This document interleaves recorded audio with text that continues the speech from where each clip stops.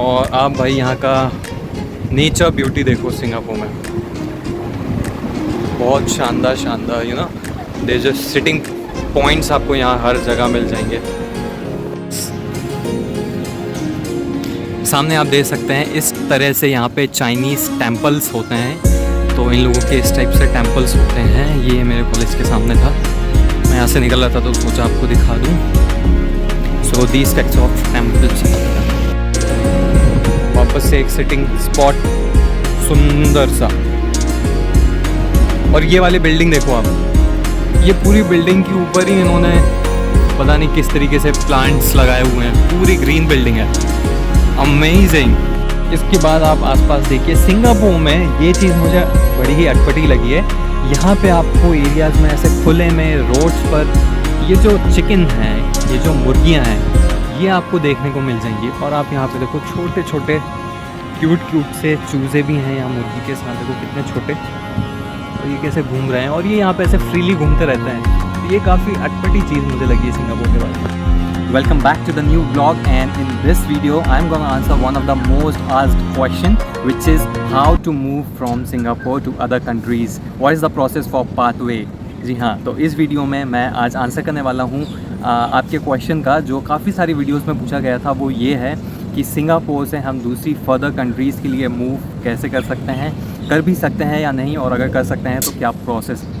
तो जो सिंगापुर में इंडियन स्टूडेंट्स काफ़ी सारे अलग अलग मोटिव लेके आते हैं। उनमें से एक मोटिव है कि काफ़ी सारे स्टूडेंट्स को अदर कंट्रीज़ में मूव होना होता है, जैसे कि ऑस्ट्रेलिया, कनाडा, न्यूजीलैंड या बहुत सारी यूरोपियन कंट्रीज़ हैं, जर्मनी, इटली।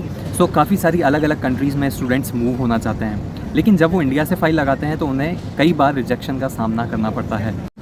अब कई बार होता है कि वीज़ा रिजेक्शन का अलग अलग रीज़न्स हो सकते हैं। अब किसी स्टूडेंट्स के साथ ये भी इशू जाता है कि उनकी स्टडी में गैप है, इस वजह से जो कंट्री है वो उनका वीज़ा रिजेक्ट कर रही है। So most of the cases में जो स्टूडेंट सिंगापुर आए हैं, उनका जो मेजर कंसर्न है वो यही है कि उनकी स्टडी में गैप था और वो अपनी स्टडी का गैप फिल करने आए हैं सिंगापुर में, और वो यहाँ से फिर फाइल अप्लाई कर पाएंगे उनकी जो भी जिस भी कंट्री में वो जाना चाहते हैं। उसके बाद यहाँ से काफ़ी ज़्यादा चांसेस बढ़ जाते हैं वीज़ा अप्रूव होने के। आज हम इन्हीं सारे टॉपिक्स के बारे में बात करने वाले हैं कि कैसे आप फर्दर मूव कर सकते हैं और इसकी क्या प्रोसेस है और ये क्या सच में पॉसिबल है या नहीं।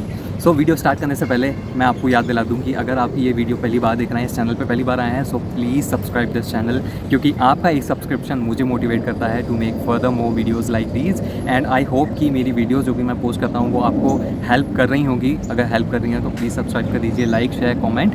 एंड बस शुरू करते हैं अपना टॉपिक।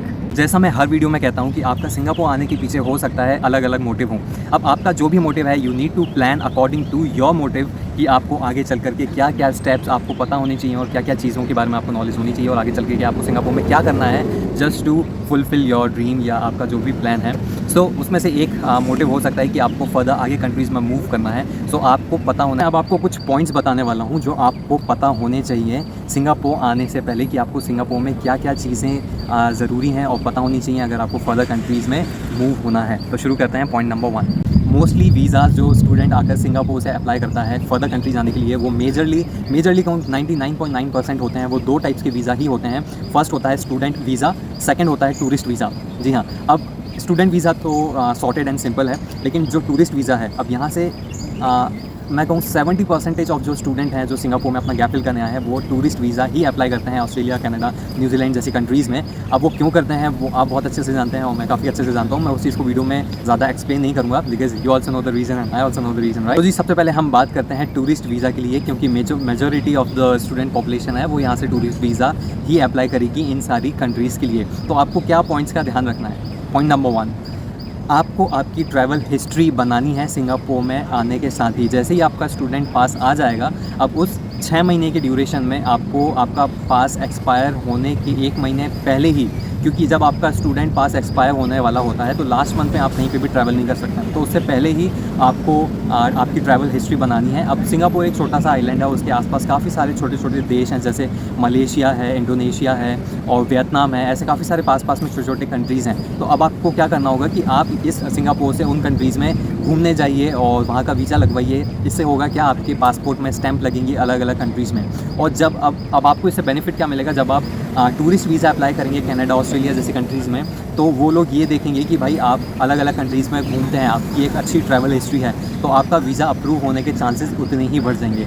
तो ये चीज़ याद रखिए, पॉइंट नंबर 1 कि आपको अपनी ट्रैवल हिस्ट्री बनानी है सिंगापुर आने के बाद। और यहाँ से काफ़ी ईजी है, वो काफ़ी सस्ते में, आपका ज़्यादा खर्चा भी नहीं आएगा। $100-200 में आप मलेशिया, इंडोनेशिया घूम करके आ जाएंगे। अब पॉइंट नंबर 2 आपको पता ही होगा, अगर आपको इन सारी कंट्रीज़ में जाना है, सो आइल्स इज़ इम्पॉर्टेंट। टोफल या आइल्स ये मैंडेटरी है। अब या तो आप इंडिया से दे करके आइए, अगर आपने नहीं दिया है तो आप सिंगापुर से भी दे सकते हैं।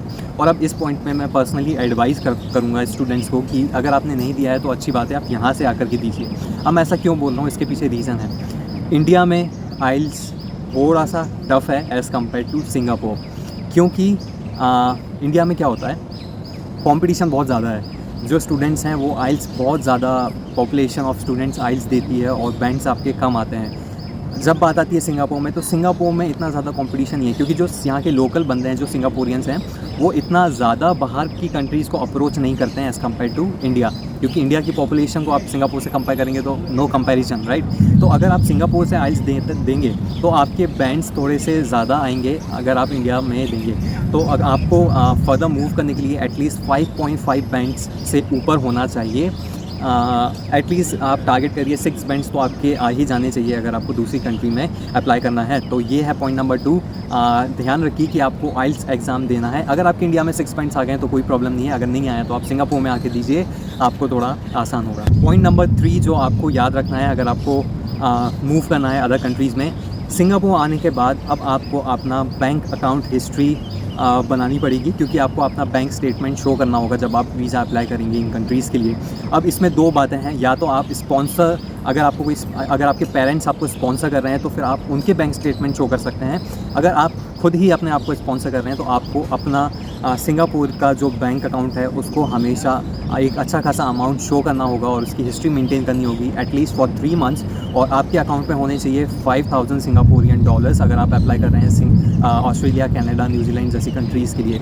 तो ये याद रखिए कि आपको आपके अकाउंट में एक अच्छा खासा अमाउंट मेंटेन करके रखना पड़ेगा अगर आप वीज़ा अप्लाई कर रहे हैं सिंगापुर से। तो इसके अलावा जो पॉइंट्स आपको पता होने चाहिए वो ये हैं कि अगर आपका मोटिव ये है तो फिर आप ऐसे कॉलेजेस में एडमिशन लीजिएगा जो कि ऑनलाइन हो, और उससे भी ज़रूरी चीज़ है कि सस्ते कॉलेज में एडमिशन लीजिए, क्योंकि आपको सिर्फ कुछ टाइम पीरियड के लिए ही सिंगापुर में रुकना है, उसके बाद तो आपको फर्दर मूव होना ही है। तो फिर ज़्यादा महंगे कॉलेज में ज़्यादा फीस लगा के कोई मतलब नहीं है, सस्ते से सस्ता कॉलेज ले लीजिए। और ऑनलाइन हो तो ज़्यादा अच्छा है, क्योंकि ऑनलाइन होगा तो आप पार्ट टाइम जॉब करके कुछ सेविंग भी कर सकते हैं जो कि आपको आगे फर्दर काम आएगी। पॉइंट नंबर 5 की बात करूँ तो आपको ये पता होना चाहिए कि अगर आप सिंगापुर में हैं और आप फर्दर कंट्रीज़ के लिए अप्लाई करना चाहते हैं तो आप जब स्टडी ड्यूरेशन होगा, अब आप सिंगापुर आएंगे तो आप ऑब्वियसली डिप्लोमा कोर्सेज़ में एडमिशन लेकर के आएंगे, और 6+6 कोर्सेज़ यहाँ पे चलते हैं। 6 मंथ्स की स्टडी होती है और 6 मंथ्स की OJT होती है, which is internship, which is on job training, right. तो अब आपको जब वीज़ा अप्लाई करना है वो स्टडी के ड्यूरेशन पे नहीं करना है। जब आपकी 6 मंथ्स की स्टडी चलेगी तब आपको वीज़ा अप्लाई नहीं करना है। जब आपकी OJT स्टार्ट हो जाएगी, जब आप इंटर्नशिप करेंगे, जब आप किसी कंपनी के साथ काम करेंगे, तब आपके पास स्टूडेंट वीज़ा नहीं होगा, आपके पास सिंगापुर का वर्क परमिट होगा। ओके, तो अब जब आप वर्क परमिट पे काम कर रहे हैं, अब आप वीज़ा लगाइए दूसरी कंट्रीज़ के लिए, क्योंकि वो कंट्री देखेगी कि आप सिंगापुर में वर्क परमिट पर काम करते हैं, मतलब आप यहाँ पे अर्न करते हैं, तो आपका वीज़ा अप्रूव होने के चांसेस बढ़ जाएंगे। तो ये एक बहुत इंपॉर्टेंट पॉइंट है। तो जी ये कुछ पॉइंट्स थे जो कि आपको पता होने चाहिए सिंगापुर आने से पहले अगर आपको मूव करना है अदर कंट्रीज़ में। तो ये सारे इंपॉर्टेंट पॉइंट्स मैंने आपको बता दिए हैं। अब बात आती है कि कितने % ऑफ स्टूडेंट सिंगापुर से सक्सेसफुली मूव कर लेते हैं अदर कंट्रीज़ में। तो मैं आपको बताऊं, हर स्टूडेंट जो ये प्लान करके आता है कि मुझे सिंगापुर से ऑस्ट्रेलिया मूव करना है, क्या वो सक्सेसफुल हो पाता है? तो जी नहीं, हर स्टूडेंट के साथ ऐसा नहीं होता है। ज़रूरी नहीं है कि आप सिंगापुर आ ही गए हैं तो अब आपकी फ़ाइल अप्रूव हो ही जाएगी। देखिए, वीज़ा अप्रूव होना ना होना फैक्टर्स के ऊपर डिपेंड करता है। हर कंट्रीज़ का अपना एक क्राइटेरिया होता है। सबसे पहले आप समझिए कि ऑस्ट्रेलिया का क्या क्राइटेरिया है। अब वो डिपेंड करता है कि आप स्टूडेंट वीज़ा के लिए अप्लाई कर रहे हैं या टूरिस्ट वीज़ा के लिए। सबसे पहले आप गूगल पे जाइए और उस पर्टिकुलर आप जिस भी कंट्री को टारगेट कर रहे हैं उस कंट्री का क्राइटेरिया ऑनलाइन चेक करिए कि क्या क्राइटेरिया है टूरिस्ट वीज़ा के लिए, क्या क्राइटेरिया है स्टूडेंट वीज़ा के लिए। उसके बाद आप अपनी चीज़ें प्लान करिए। लेकिन हाँ, मैं ये कहूँगा कि अगर आप 100% में से मुझसे पूछेंगे तो मैं कहूँगा 70% ऑफ द स्टूडेंट सक्सेसफुल हो जाते हैं यहाँ से वीज़ा लगवाने में। तो अगर आपको सिंगापुर आना है फॉर दूसरी कंट्रीज़ में वीज़ा लगवाने के लिए तो ये एक अच्छा ऑप्शन आपके लिए साबित हो सकता है। Just see the beauty of the trees here. एकदम लाइन से लगे हुए हैं, कितने कितने सुंदर लग रहे हैं।